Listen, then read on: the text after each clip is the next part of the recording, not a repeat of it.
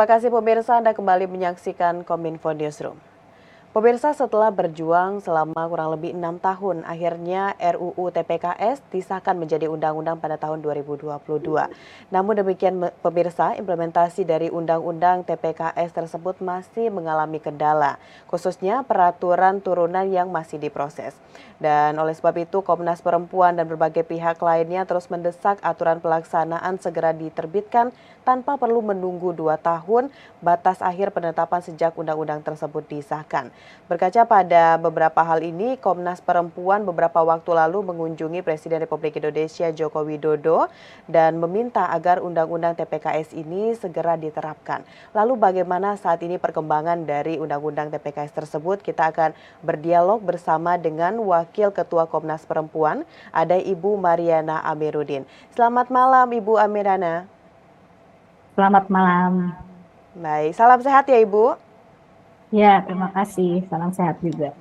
Baik, Bu Mariana, sebelumnya ini dari Komnas Perempuan telah menemui Presiden Republik Indonesia Joko Widodo di Istana Bogor beberapa waktu lalu. Dan dalam pertemuan tersebut apa saja Bu yang dibahas oleh Komnas Perempuan bersama dengan Bapak Joko Widodo mengenai penerapan Undang-Undang TPKS?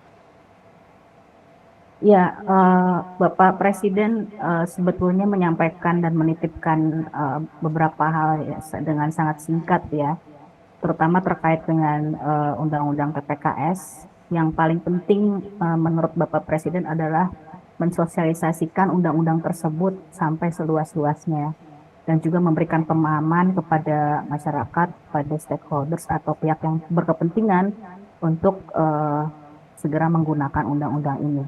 Itu poin yang paling utama dari Bapak Presiden sejak kita bertemu waktu itu. Ya, berarti dari Bapak Presiden sendiri meminta untuk kita lebih masif untuk mensosialisasikan Undang-Undang TPKS, begitu Ibu Mariana? Ya, betul. Ada juga hadir Ibu Kementerian Pemberdayaan Perempuan, Ibu Bintang, dan juga Menpan RB ya. Jadi sebetulnya bentuknya koordinasi dengan beberapa kementerian yang terkait dengan isu undang-undang ini. Baik, ya untuk saat ini yang kita bingungkan juga Ibu Mariana, ada dua persepsi yang berbeda di tengah masyarakat ini mungkin dari Komnas Perempuan juga atau dengan penegak hukum.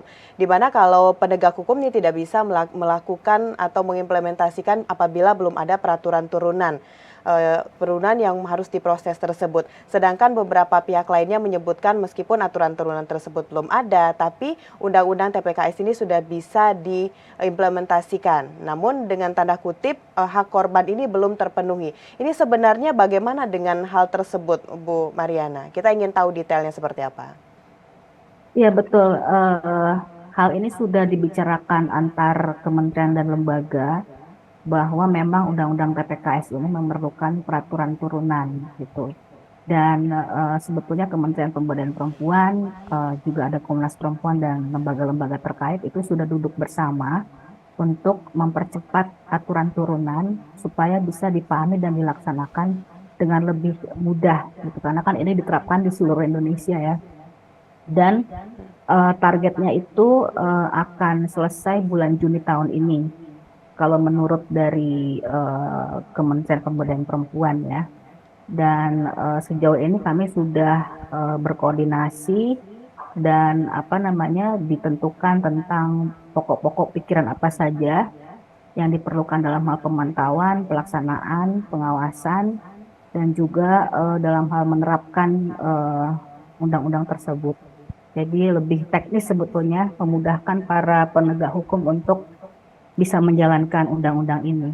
Meskipun sebetulnya undang-undang ini sudah bisa dipraktikkan sejak diterbitkan ya, tapi memang karena ini adalah undang-undang yang mutakhir, yang berbeda dengan kebanyakan undang-undang yang ada di Indonesia, maka memang kita perlu ruang untuk memberikan pemahaman, sosialisasi, dan juga mendiskusikan tentang aturan-aturan turunannya. Baik, Begitu, Mbak. bulan Juni Bu Mariana ya tadi sudah ada targetnya untuk penyelesaian dari adanya aturan turunan tersebut. Kalau dari Ibu sendiri apakah Ibu optimis Bu, bulan Juli tahun 2023 ini Undang-Undang TPKS ini sudah bisa diimplementasikan di Indonesia? Ya, kalau sudah diperintahkan oleh Presiden agar Juni itu sudah harus sudah selesai, maka optimis atau tidak itu harus terjadi.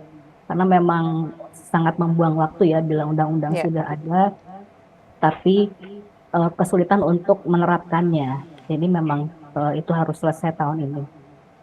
Baik, sekarang kita coba masukkan satu kasus, Bu Ariana. Misalnya ada perempuan korban pemerkosaan begitu, Bu. Apakah Undang-Undang TPKS ini sudah bisa digunakan korban untuk mendapatkan keadilan? Walaupun ini kita belum sampai bulan Juni nih, Bu, belum ada peraturan presiden tersebut. Bagaimana, Bu, implementasinya untuk saat ini?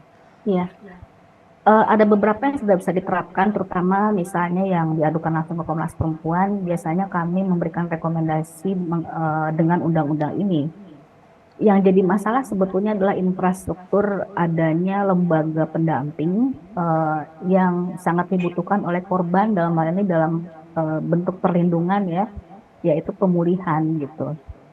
Karena memang negara kita ini masih baru ya memahami tentang persoalan kekerasan seksual ini dan infrastruktur layanan itu masih belum terlalu siap. Tapi di sisi lain undang-undang ini justru mempercepat kesadaran untuk membangun infrastruktur tersebut. Nah, beberapa hal sih dengan rekomendasi dari Komnas Perempuan dan beberapa lembaga layanan lainnya, baik pemerintah maupun masyarakat, undang-undangnya tetap menjadi tekanan bagi penyelesaian masalah korban kekerasan seksual dan itu cukup bisa memberikan pandangan bagi para aparat penegak hukum bahwa ini adalah kasus yang sudah dilindungi oleh undang-undang. Kira-kira begitu, Mbak. Ya, baik. Berarti setidaknya saat ini Undang-Undang TPKS tersebut sudah ada manfaatnya bagi penegak hukum untuk bisa mengetahui bagaimana langkah selanjutnya akan dilakukan terkait dengan beberapa peristiwa yang seperti korban pemerkosaan tadi. Nah, Bu Mariana, apakah perlu ini, Bu, kira-kira Komnas Perempuan membuat pemetaan kasus kekerasan seksual pada beberapa tahun ini sebagai pusat data agar Undang-Undang TPKS ini segera diimplementasikan? Kalau dari kewenangannya sebetulnya saran dari Bapak Presiden yang menjadi pusat data ini adalah Kementerian Pemberdayaan Perempuan. Oke. Tetapi kami ikut mendukung ya data terutama melalui pengaduan langsung ke Komnas Perempuan dan juga melalui koordinasi dengan mitra-mitra kami untuk menjadikan semuanya ini sebagai satu data dan pintunya dari Kementerian Pemberdayaan Perempuan. Nah, Bapak Presiden kemarin itu meminta kita membuat matriks program-program yang sedang dilakukan oleh Komnas Perempuan, sehingga itu memudahkan kerjasama dengan siapa saja Komnas Perempuan akan menjalankan kewenangannya gitu sebagai lembaga negara hak asasi manusia ya. Dan itu kami merasa bahwa ini memang penting untuk dilakukan, sehingga nanti cara kerja kita akan lebih mudah termasuk soal data.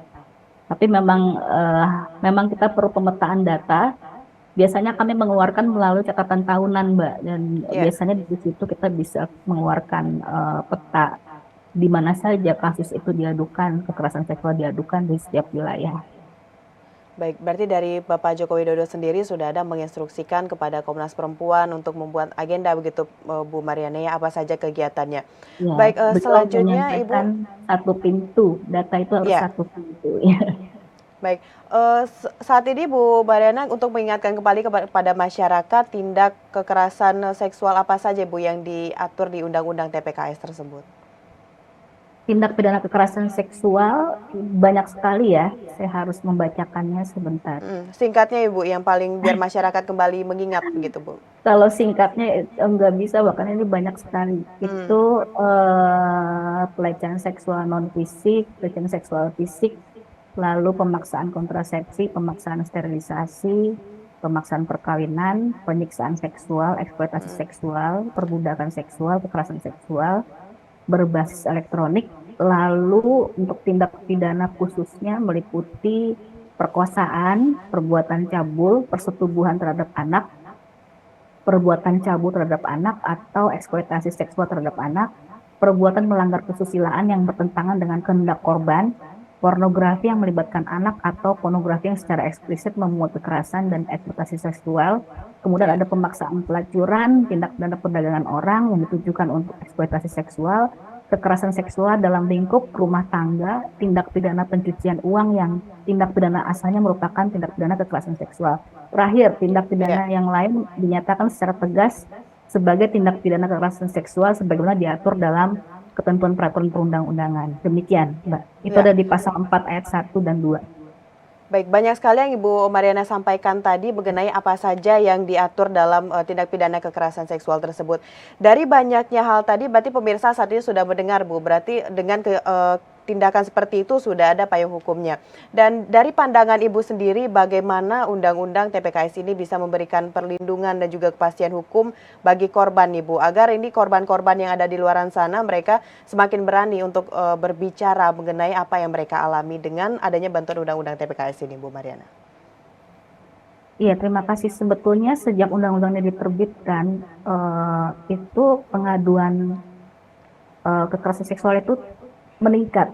Jadi seperti secara alami sebetulnya ketika wacana adanya undang-undang yang akan melindungi korban itu sejalan dengan meningkatnya keberanian orang untuk mengadukan persoalannya gitu. Dan bila ini terus-terus disosialisasikan maka keberanian itu dan jumlah korban kita harus bersiap-siap akan semakin banyak dan terutama untuk sampai ke pelosok-pelosok wilayah daerah Indonesia ya. Tapi kita juga seiring dengan itu kita juga harus menyiapkan infrastrukturnya. Karena pengaduan yang tinggi tanpa ada infrastruktur itu akan membuat masalah itu mengambang dan tidak ada penyelesaian dan penanganannya terutama untuk perlindungan terhadap korban.